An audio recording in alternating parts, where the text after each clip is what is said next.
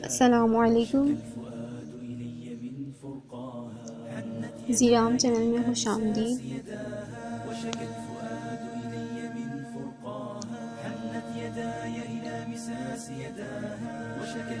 عورت اور بہادری. اگر آپ اکیلی رہ جائیں تو رک جائیں گی کیا؟ اگر آپ کی طلاق ہو چکی ہے، اگر آپ بیوہ ہیں، اگر آپ معذور ہیں، اگر آپ کو ریجیکٹ کیا گیا ہے، منگنی ٹوٹی یا نکاح ٹوٹا، کچھ بھی نہیں ٹوٹا لیکن دل ٹوٹا، گھر میں ہوتے ہوئے بھی کوئی قدر نہیں آپ کی، تو کیا آپ اکیلی رہ جائیں گی؟ کیا آپ رک جائیں گی؟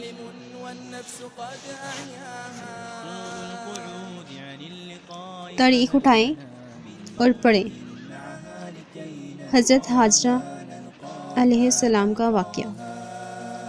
اللہ کا حکم ہوا، شوہر چھوڑاتا ہے صحرا میں ایک دودھ پیتے بچے کے ساتھ، صرف اللہ کے سہارے اور اللہ کے حکم پہ.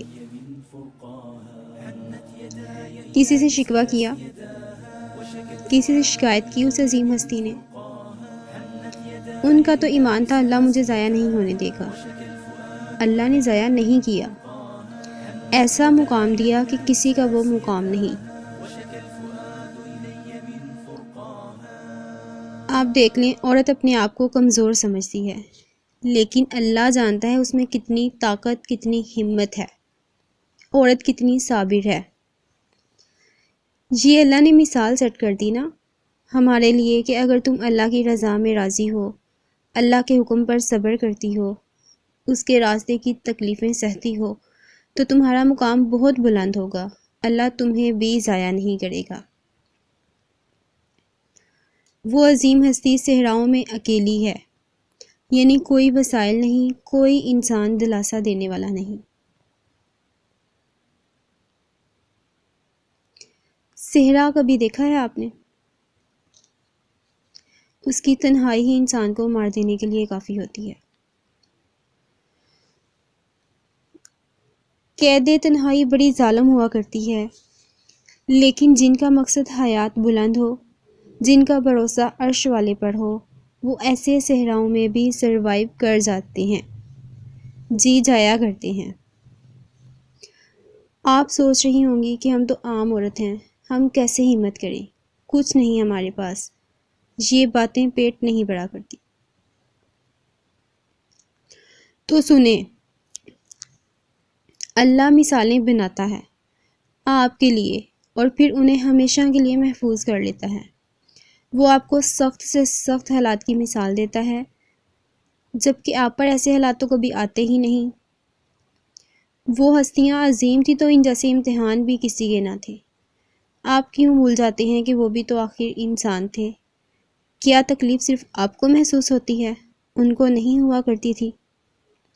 کچھ باتیں سمجھ لیں. یہ سب جو قرآنی واقعات پڑھتے ہیں، ان میں اہم بات یہ ہے کہ اللہ پر مکمل بھروسہ کیا جائے جبکہ حالات اور فطری قانون بھی آپ کے مخالف ہوں.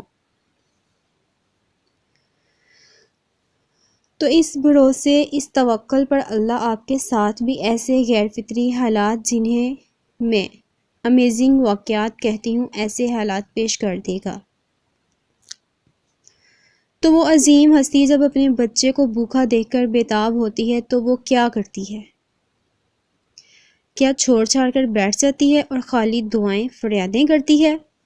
نہیں نہیں، وہ 2 پہاڑوں کے درمیان چکر کاٹتی ہیں، جنہیں ہر مسلمان کو، چاہے مرد ہے یا عورت، وہ عمرہ کرنے جائے تو اسے اسی عظیم عورت، اسی تنہا لیکن توکل سے بھری ہوئی عورت کے قدموں پر دوڑنا پڑتا ہے.